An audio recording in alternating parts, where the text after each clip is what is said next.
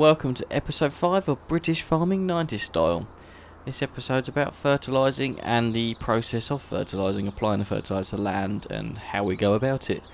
We're up on the bank at the minute, 6:30 in the morning, having a quick crop walk. That was quite hard to say. Quick crop walk. After the spraying, I'll show you.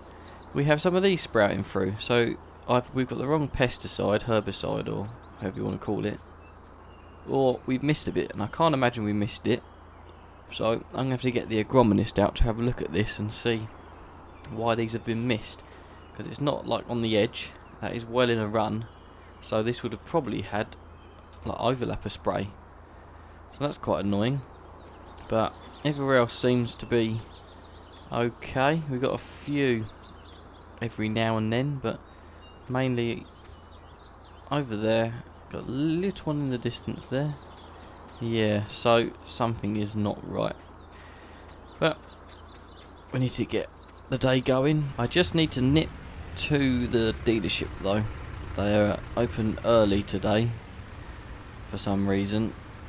Either someone's going in early, but I need to pick up some parts. And the lad there last night said he'd be there like first thing, so I'm going to nip down, get some bits. Thankfully it's nothing major, just some wear and tear bits, nuts and bolts and that. Like we've used a few shear bolts for the plough, so just stocking up on them. Just like stocking up on the necessities really. Bit of oil, the usuals, hemorrhaging money as usual.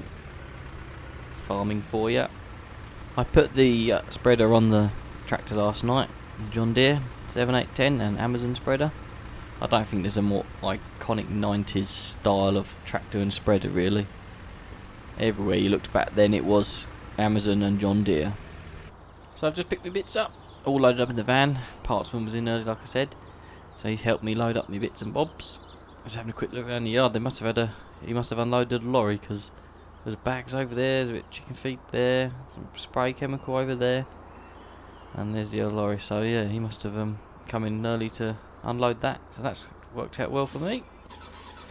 But now we'll get back to the farm and we'll get the Fert Spinning underway. Just back at the farm now, coming up the farm road, and that hedge I cut a couple of weeks ago, that's already growing back. Home sweet home. There's a quick job I need to do before we get going this morning. The old man said he thought he saw a couple of rats lingering around the combine, which is bad news for any machine, let alone a combine. So I'm going to run down and just run that up, see if we can scare them off of it, if they're on it that is. Because the last thing we want is chewed through wiring, because that is a nightmare. That started up fine. Can't see anything running, nothing running from underneath.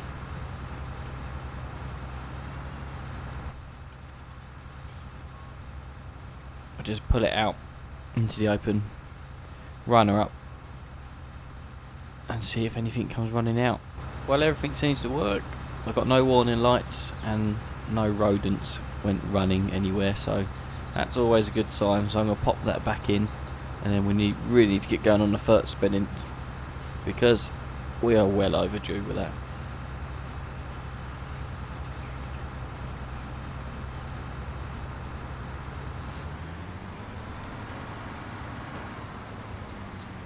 So here it is, the Fert rig, Jonny Deere 7810. I can always repeat myself, but an absolute iconic tractor of the 90s.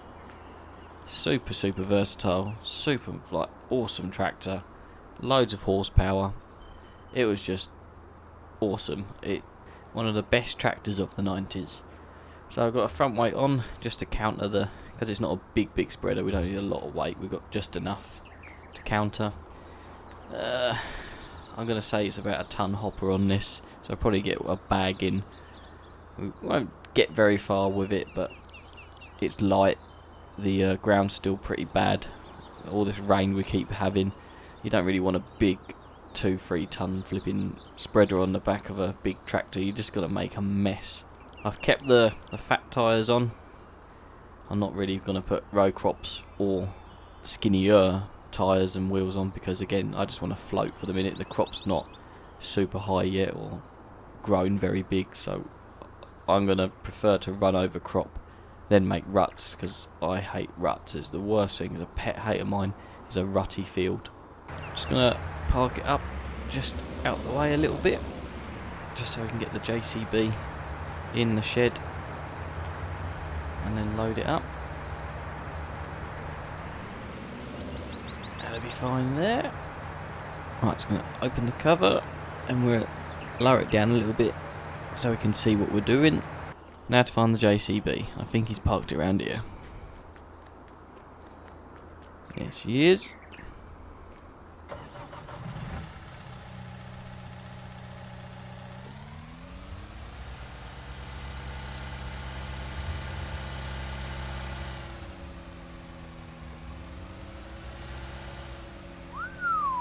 Honey. I'll get 2 bags and see if I can get 2 in. I don't think I will. I think these are ton bags.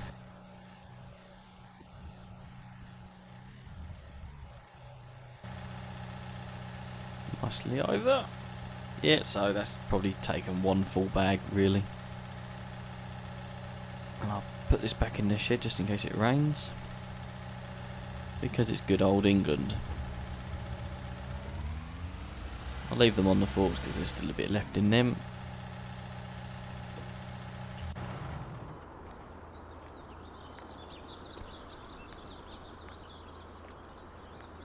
And we're going to go back up to the bank,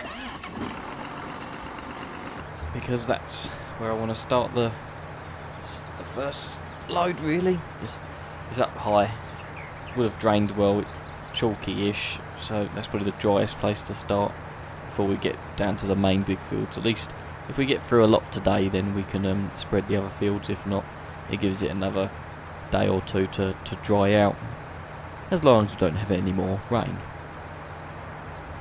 Right, let's head out to the field.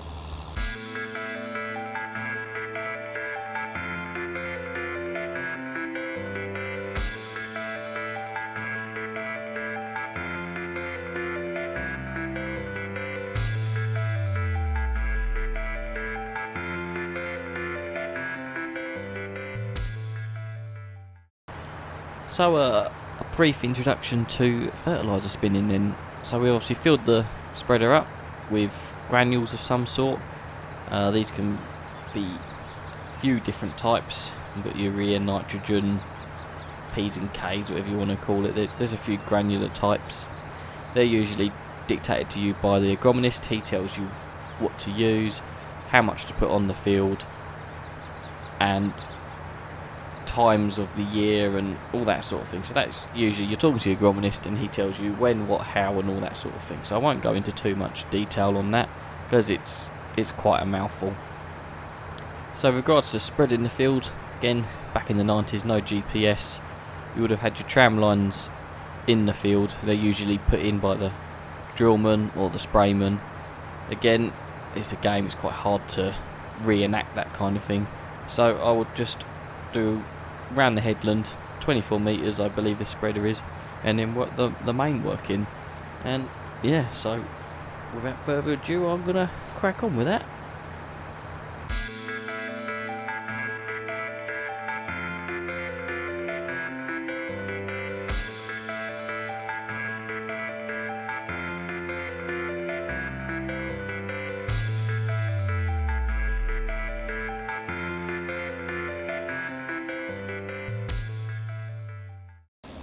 So I'm pretending to sort of follow a tram line here. I'm keeping sort of like the pillar button sort of in line with the edge of the field, and that appears to be the edge of my spread pattern, but there would be tram lines I'm following with Fert Spinning. So you don't really have to worry too much about whips because you're following wheel markings. So you just fire on the spreader, set your speed, set your rate, and away you go. So I'm doing the headland first, like I said. Just, you know when you can turn the spreader on and off when you're doing the main work then, because you know how far the headlands have gone. So that's the headland there done. Just turn that spinner off, don't want no overlap. and we'll start on the main work. So I'm on the main work now. I'm using GPS because it's easier for me to explain. So let's pretend that green line, there would be wheel markings there. So you're just following your wheel markings and you don't have to worry about too much else. Occasionally you might get a bit of a blockage in the spreader if there's a hard lump of granules that are clogged together and they won't go through. Other than that, it's a pretty simple job.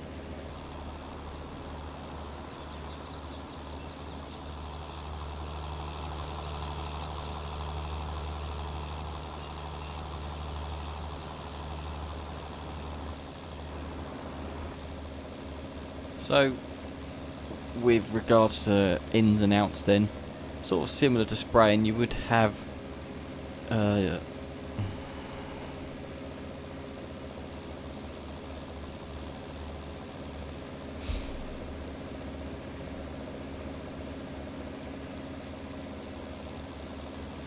so in regards to your ins and outs, there's not really much control over the spinners. You do have actuators each side which you can sort of turn on and off, and it'll shut one side down or etc. But you generally just sort of, you're going to get quite a bit of overlap. But with this fur, it's not the end of the world. It is what it is really.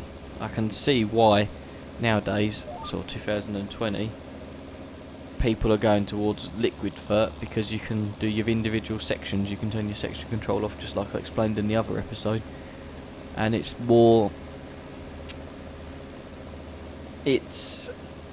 cheaper financially, because you're putting the correct chemical on, the correct fertilizer on, and you're not wasting it. So financially, putting fert through a sprayer is better in some ways. Right, one field down, onto the bank field. Now this one's quite a good view from up here. Now I do like fert spinning. It's a pretty simple-ish job, and you can cover ground with a fert spinner. You can really get on in a day. As long as you've got a good JCB driver and he puts the bags ahead of you and plans what you're going to do with you, you can really get on really well. Oh, doing a bit of wheelie in it. I might need to put some more weight on the front. I nearly lost steering then.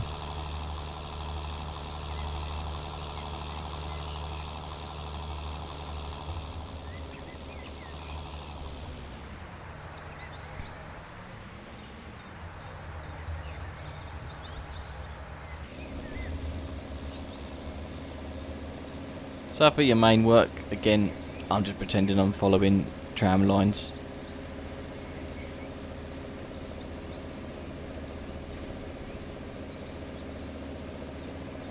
So I'm going to finish this field off, and I'll probably head back to the farm to fill up again, because the next field's a bit further away. I'm not going to go there on half a hopper. I might as well just fill up and move on, kind of thing.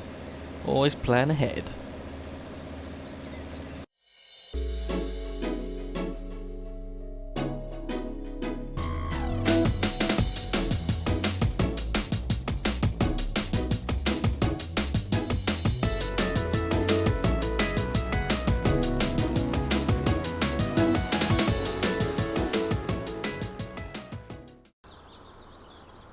Right, so I'm going to put the rest of the bags in that are on the front of that forklift, and the next field's off down that way, so I'm going to fill them up and crack on for the rest of the day, really. And that brings us to the end of the episode. Quite a short one, but there's not much to it with fert spreading. Just a quick recap, obviously.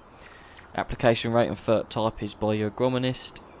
How you put this fert on is up to you. Liquid, granule, all that sort of thing. Like I said, there's pros and cons for both. I really like this style of fert spinning even today. I think you can just really get on with it, and it's a small tractor and a small spreader, so in the wet weather we're having recently, this is just a no-brainer really. So until next time, bye for now.